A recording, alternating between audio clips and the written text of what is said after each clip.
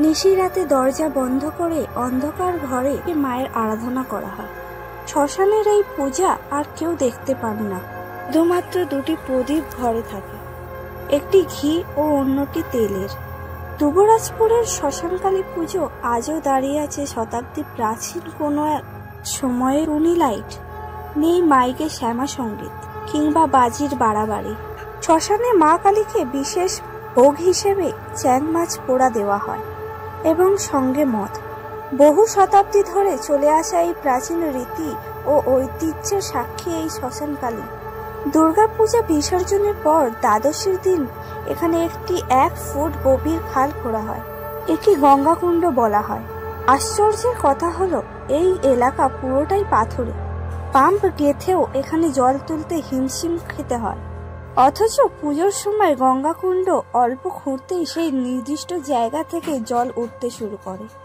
এই জল ব্যবহার করেই শ্মশানে মা কালীর মূর্তি তৈরি করা হয়। পরে এই মূর্তি তৈরি শেষ হলে এই জল নিজে থেকেই শুকিয়ে যায় এবং সেটিকে মাটি দিয়ে পরে বন্ধ করে দেওয়া হয়। শ্মশানে মায়ের মূর্তি গড়ার সময় 8 অঙ্গে শ্মশান থেকে আনা হয় মৃত মানুষের হাড়। প্রতিমা শোকানোর জন্য শ্মশানে অঙ্গার ব্যবহার করা হয়। মায়ের দুপাশে থাকে ডাকিনী যোগিনী। সূর্যাস্তের আগে মায়ের চক্ষুদান করতে হয়।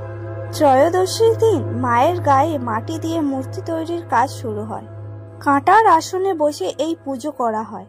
এই নিশিরাতের পুজো বাইরের কাউকে দেখতে নেই, তবে পুজো শেষে ভক্তরা হোম যজ্ঞ ও আরতি দেখতে পান।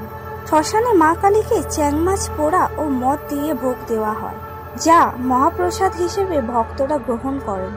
দাস পরিবারের কাছে এই আনন্দ দুর্গাপুজোর থেকেও বেশি। দাস পরিবারের সদস্যরা মায়ের বিসর্জনের দায়িত্ব পালন করেন। ভিডিওটি ভালো লাগলে চ্যানেলটিকে লাইক এবং সাবস্ক্রাইব করে দেবেন।